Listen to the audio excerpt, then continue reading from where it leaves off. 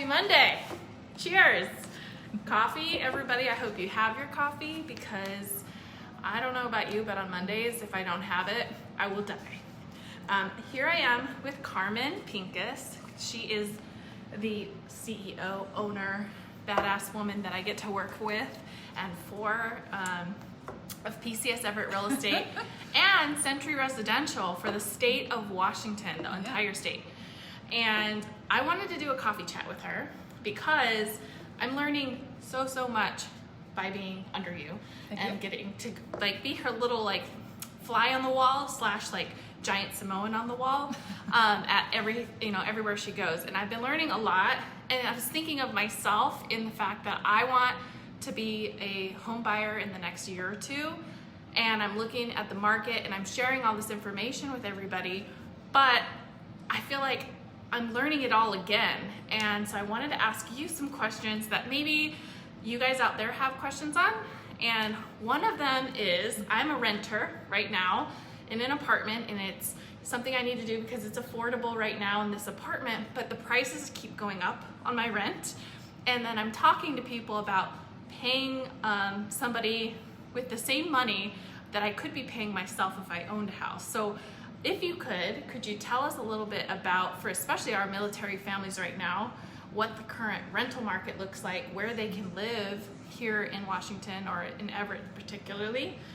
So what does it look like for our renters right now? We have so few rentals available right now, and the cost is as expensive to rent as it is to own, that we're kind of in a borderline, I don't want to say housing crisis, but it's tight out there. I did a search this morning for an incoming family. Their budget was $2,200 a month. There were one house available for them to rent. Now that's not including apartments. There were 3-bedroom apartments that they could rent right around that range, but they really needed a yard for their dog, and one in Snohomish County. That's not good. Yeah, and actually I've been looking because I wanted to move out of my apartment because I do have a big dog that's not living with me right now that I wanted to have a yard, and I can't do $2,200. I am priced out currently, and my whole apartment complex, which is really great, is only 2 bedrooms. They don't have any 3 bedrooms. So there are a lot of apartments out there too, but they may not have 3 bedrooms. And 3-bedroom is not as common. 2 you can find pretty much any complex, but 3 is much more difficult, and you're going to pay for that.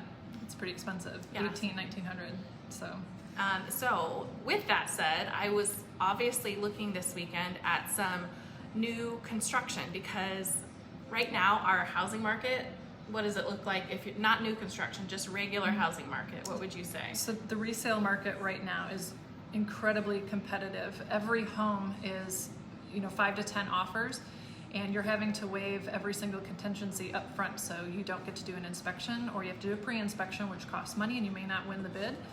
So that's a risk. You're going to have to waive the HOA contingency. Financing, most likely, you're going to have to bring in additional money down in case the appraisal doesn't come in at the price that you offered. So let's say a house is listed at $450, it's probably going to sell at $500, and the buyer's going to have to bring in $10,000 or $20,000 to cover the bridge the gap between appraisal and offer price. So it's tough out there, but it's possible. It is possible. I will say too that I always thought well, if the housing market prices are going really high, then why would you want to buy?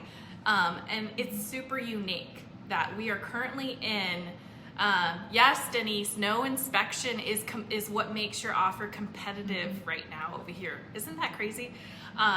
So one thing that was unique right now is our low interest rates. Yeah. So you can buy essentially a house that is a higher price and pay a lower monthly mortgage than somebody maybe 5 years ago who bought their house at 400, 400, So it isn't that it's only good for sellers, it's actually great for buyers too, which is why these 10 offers are coming in on these houses. I can't buy a $500,000 house right now or above, but when I was looking at these new constructions, and I thought, wow, if I can't get into an old house, I actually might be able to get into these new constructions that are going up. So could you tell me why it might be advantageous for people who are being basically they can't compete in the open resale market, that maybe they should consider new construction? There are quite a few reasons to consider new construction in our area, and the first I would say is the quantity of it. We do have several subdivisions right now that are actively building, and the benefit is that you don't have to compete against other buyers. You don't have to give up your contingencies. You don't even necessarily have to get fully pre-approved before you go in and start looking. They will take care of that for you, and in fact it's required as part of most builders' process here that you get pre-approved with their in-house lender. Some builders actually require you to use them, but the benefit to that is you may even get some closing costs covered. There are a lot of builder incentives going on right now. And then you kind of get to be a part of that whole process to see how the house is built. And with interest rates where they are right now, if you do need extra money for closing costs, it's possible for you to take a slightly higher interest rate and the lender will actually credit you back money towards your closing costs. See, I learn something every day. Yeah. I also noticed that when the new construction, as far as when you start, like let's say the builder has 50 homes or 14 homes, in this last maybe year, would you say that those who have entered into new construction have had equity in their home by the time the house was done? Yes, so usually it's better to get in first when that first phase is released in new construction, because you're going to gain $75,000 or so in equity once that first phase is done, just because every time a house sells, the next one comes on the market a little bit higher, 1,000 or so higher. So you're gaining equity that way. But also everything that sells around you is going to affect home pricing once that subdivision is done. So even if you come in at the end of the build, you're still going to have within 1 year probably 7 to 10% in equity now, because of just the way our market has been going and the appreciation rates that we've been seeing here. Yeah, I read last week that our appreciation for the state of Washington is about 13%. Just this 2020. In 2020, like that, I don't know if you guys have a savings account or a stock that can show me that kind of return. If you can, you need to PM me and her, like right now.